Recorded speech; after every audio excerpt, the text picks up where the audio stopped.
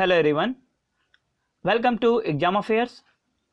आज के इस वीडियो में हम कवर करेंगे 2 जुलाई के करंट अफेयर्स। और आज के करंट अफेयर्स से जितने भी इंपॉर्टेंट फैक्ट होंगे उन सभी को यहाँ पे हम डिस्कस करेंगे। और वीडियो क्लास में मैं आपको एक टेस्ट क्वेश्चन भी दूंगा जिसका आंसर आपको कमेंट बॉक्स में करना होगा। तो शुरू करते हैं आज की वीडियो। कल हमने एक टेस्ट क्वेश्चन दिया था, केम्पेगौड़ा की 108 फीट की ऊंची प्रतिमा, इसका आधारशिला कहाँ रखा गया? इसका सही आंसर था ऑप्शन सी, बेंगलुरु। अच्छा, ये केम्पेगौड़ा जी कौन है? तो केम्पेगौड़ा जी ने बेंगलोर शहर की स्थापना की थी और बेंगलोर शहर का नाम बदल करके बाद में बेंगलुरु कर दिया गया। अब शुरू करते हैं हम आज के करंट अफेयर्स। हमारा आज का पहला क्वेश्चन है, नेशनल डॉक्टर्स डे ये कब मनाया गया? इसका सही आंसर है ऑप्शन बी, 1 जुलाई को। हर साल 1 जुलाई को इंडियन मेडिकल एसोसिएशन द्वारा नेशनल डॉक्टर्स डे मनाया जाता है। अच्छा, इस दिवस को मनाते क्यों हैं? तो जो डॉक्टर्स द्वारा किए गए अमूल्य कार्य हैं उसी के लिए, सारे डॉक्टर्स को सम्मानित करने के लिए इस दिवस को मनाया जाता है। और यहाँ पे बात आई है इंडियन मेडिकल एसोसिएशन की। तो इंडियन मेडिकल एसोसिएशन, इसकी स्थापना कब हुई थी? इसकी स्थापना हुई थी 1928 में।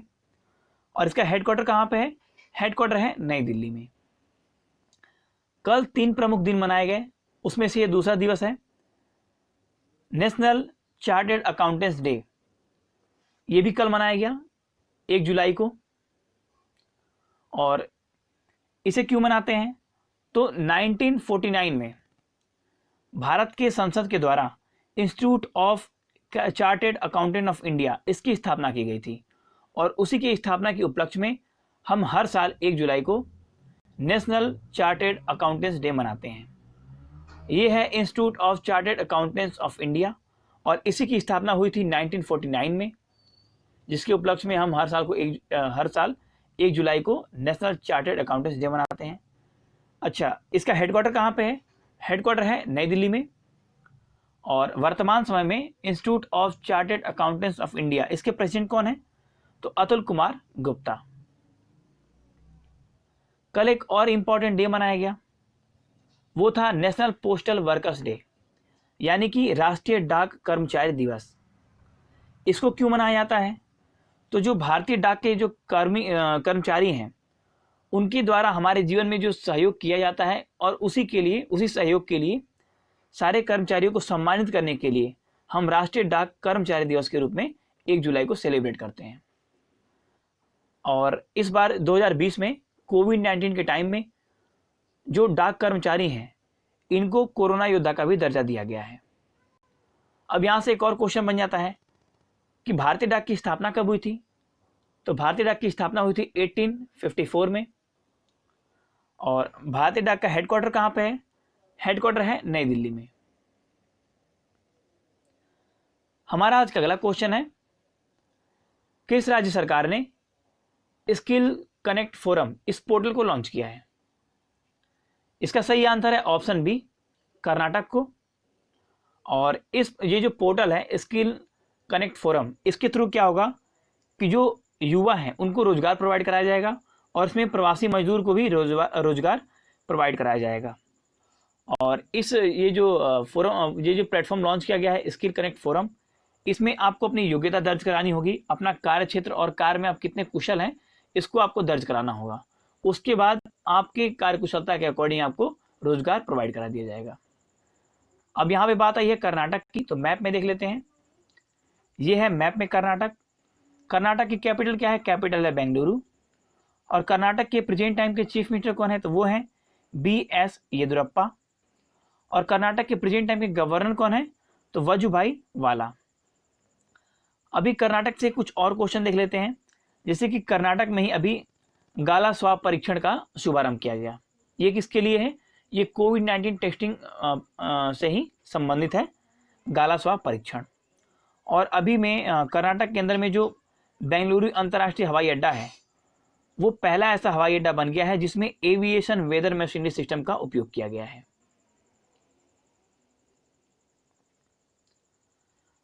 अभी आइसलैंड के नए राष्ट्रपति बनाए गए हैं, तो हमें बताना है कि आइसलैंड के नए राष्ट्रपति कौन बने। इसका सही आंसर है option D, Gudni Johannesson. Gudni Johannesson ji को आइसलैंड का नया राष्ट्रपति बनाया गया है। ये हैं चित्र में गुडनी जोहानसन जी। अच्छा, यहाँ पे ऑप्शन में कुछ और नाम है, जैसे कुबाट बेक बोरोनो, ये कहाँ के प्राइम मिनिस्टर बनाए गए हैं? तो ये प्राइम मिनिस्टर बनाए गए हैं किर्गिस्तान के।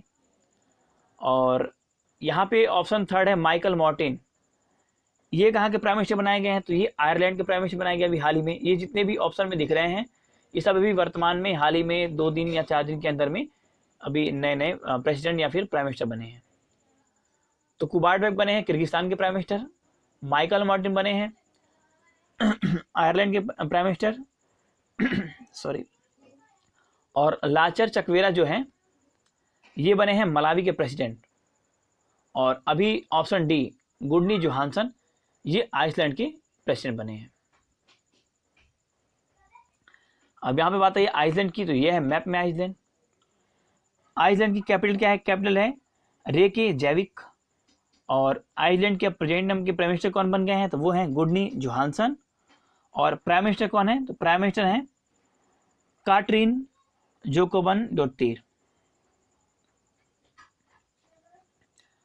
हमारा आज का अगला क्वेश्चन है, केंद्र सरकार ने किस राज्य को अगले 6 महीने के लिए अशांत क्षेत्र घोषित कर दिया है? इसका सही आंसर है ऑप्शन सी, नागालैंड को। और ये जो अनाउंसमेंट हुई है वो गृह मंत्रालय के द्वारा अनाउंसमेंट की गई है। और इसके अलावा भी नागालैंड से एक और क्वेश्चन बनता है, इसकी वहाँ पे अभी हाल ही में पीएम स्वनिधि को कार्यान्वयन करने के लिए मंजूरी दी गई है। और पीएम स्वनिधि 24 मार्च 2024 तक पूरी तरह से वहाँ पे अप्लाई कर दी जाएगी। यहाँ पे बात आई है नागालैंड की, तो मैप में देख लेते हैं। ये है मैप में नागालैंड। नागालैंड की कैपिटल क्या है? कैपिटल है कोहिमा।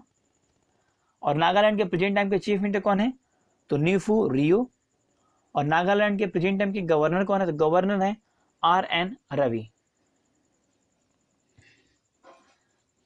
किस राज्य सरकार ने हमारा घर हमारा विद्यालय इस अभियान का शुभारंभ किया है?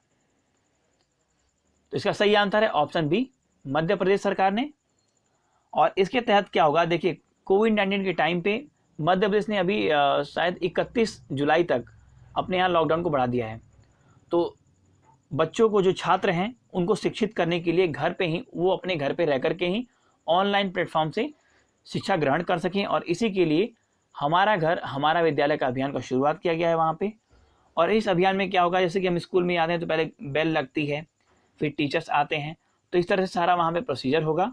और इसके थ्रू क्या होगा कि 10 बजे से लेकर के 1 बजे तक ये कक्षाएँ चलेंगी। और इसमें हर घंटे के अंतराल में घंटी भी लगेगी। और ये जो अभियान है वो किसके लिए है? तो कक्षा 1 से कक्षा 8 तक के विद्यार्थियों के लिए ये अभियान शुरू किया गया है।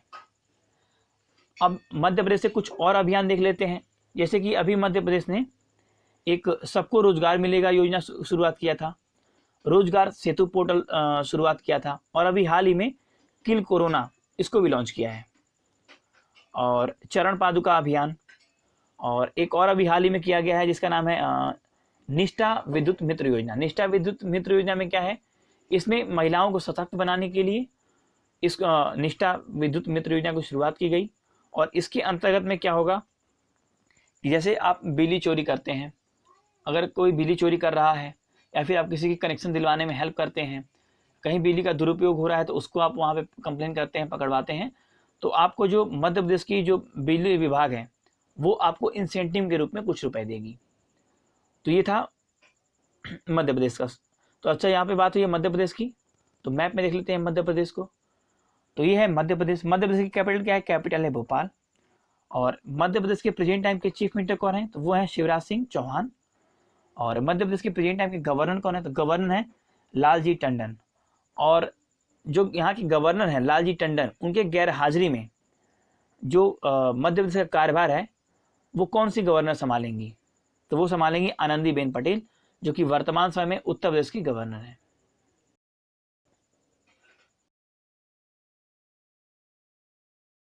एलपीजी व्यवसाय के लिए किस देश ने समझौता ज्ञापन पे हस्ताक्षर किया है? इसका सही आंसर है ऑप्शन बी, बांग्लादेश। और इसमें क्या होगा कि ये जो एलपीजी व्यवसाय है इसमें 50-50 की दोनों देशों की भागीदारी होगी। अभी बांग्लादेश से कुछ और क्वेश्चन देख लेते हैं। जैसे कि अभी बांग्लादेश ने कोरोना ट्रेसर ऐप को लॉन्च किया जिसका नाम है कोरोना ट्रेसर बीडी, यानी कि कोरोना ट्रेसर बांग्लादेश। और अभी मैंने कल के करंट अफेयर्स में कवर किया था कि बांग्लादेश ऐसा पहला देश बन गया है जिसने कोरोना परीक्षण के लिए पैसे लेना शुरू कर दिए हैं। अगर आप जो बांग्लादेश की स्वास्थ्य मंत्रालय है उसके यहाँ पर जाकर के, उसकी जो कैंप लगाए गए हैं वहाँ पर जाकर के अगर आप अपनी कोरोना परीक्षण करवाते हैं तो आपको 200 टका देना होगा, और अगर टीम आकर आपके घर पे चेकअप करती है तो आपको 500 टका देना होगा। तो पहला ऐसा देश बन गया है जो कोरोना परीक्षण के लिए पैसे लेना शुरू कर दिया है। और इसके अलावा अभी प्लाज्मा एक्सचेंज की सुविधा भी बांग्लादेश ने शुरू कर दी है। तो यहाँ पे बात है ये बांग्लादेश की, तो मैप में देख लेते हैं बांग्लादेश को। ये है मैप में बांग्लादेश। बांग्लादेश की कैपिटल क्या है? कैपिटल है ढाका। और बांग्लादेश के प्रेजेंट टाइम के प्राइम मिनिस्टर कौन है? तो वो हैं शेख हसीना जी। और बांग्लादेश के प्रेजेंट टाइम के प्रेसिडेंट कौन है? तो वो हैं अब्दुल्ला हामिद। अच्छा, इस क्वेश्चन से एक और क्वेश्चन हम बन सकता है। जैसे कि देखिए अभी ये एलपीजी व्यवसाय है, इसको भारत के साथ में बांग्लादेश ने हस्ताक्षर किए हैं। अभी पनबिजली परियोजना के लिए डेनमार्क ने भारत के साथ हस्ताक्षर किए हैं, और भूटान ने 600 मेगावाट पनबिजली परियोजना के लिए भी भारत के साथ हस्ताक्षर किए हैं, समझौता ज्ञापन पे हस्ताक्षर किए हैं। तो इस क्वेश्चन से आपको इतनी सारी जानकारी जानने को मिलती है। हमारा आज का अगला क्वेश्चन है, आसियान का 36वां वर्चुअल शिखर सम्मेलन कहाँ आयोजित किया गया? इसका सही आंसर है ऑप्शन ए, वियतनाम में। और ये जो आसियान है इसका फुल फॉर्म क्या है? तो association of south east Asian Nations. और आसियान की स्थापना कब हुई थी? इसकी स्थापना हुई थी 1967 में। और इसकी जो सेक्रेटरी जनरल है वो कौन है? तो वो है लिम जॉक होई। और ये अभी जो 36वां शिखर सम्मेलन किया गया है ये वर्चुअल शिखर सम्मेलन है। इसको कोविड-19 के कारण टाल दिया गया था, लेकिन अभी इसको आयोजित किया गया है। और इस बार का इसका थीम क्या था? तो इस बार का थीम था कोहेसिव एंड रिस्पॉन्सिव एशियन।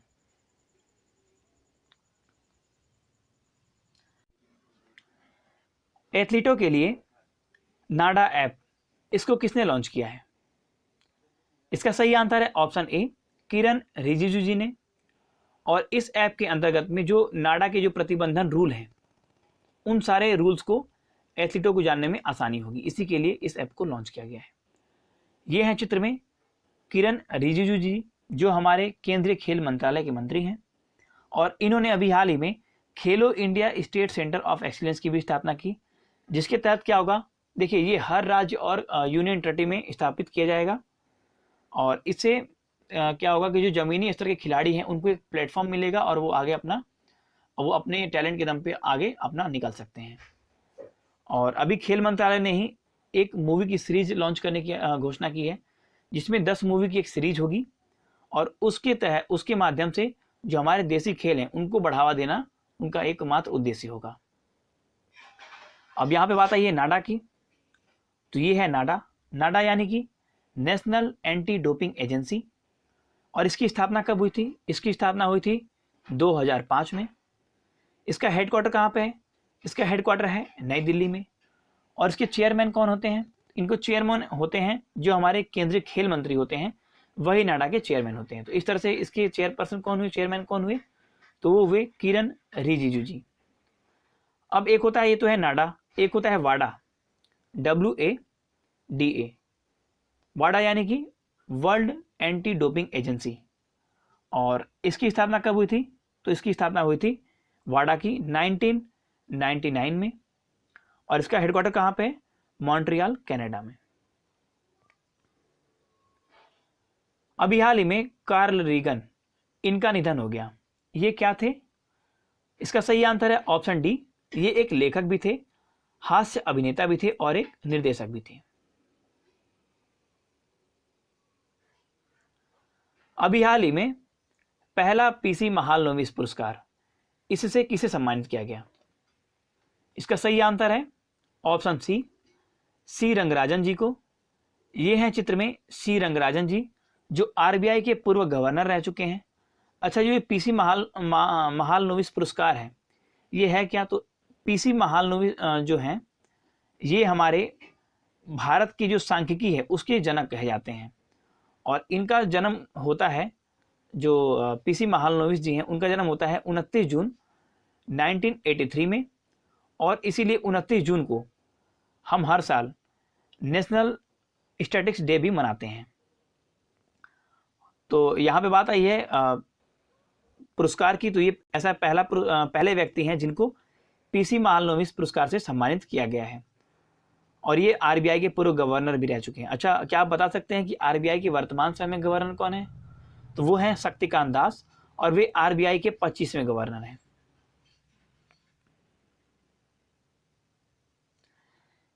केंद्र सरकार ने वर्ल्ड बैंक के साथ मिलकर के एक आवास परियोजना को शुरू की है, और इस आवास परियोजना के लिए किस राज्य ने समझौता ज्ञापन पे हस्ताक्षर किए हैं? इसका सही आंसर है ऑप्शन डी, तमिलनाडु। और इसके तहत क्या होगा कि जो वर्ल्ड बैंक है, वर्ल्ड बैंक ने 250 मिलियन $US की ऋण दी है, जिसके तहत तमिलनाडु राज्य में आवास परियोजना को संचालित किया जाएगा। अब यहाँ पे बात आई है तमिलनाडु की, तो ये है मैप में तमिलनाडु। तमिलनाडु की कैपिटल क्या है? कैपिटल है चेन्नई।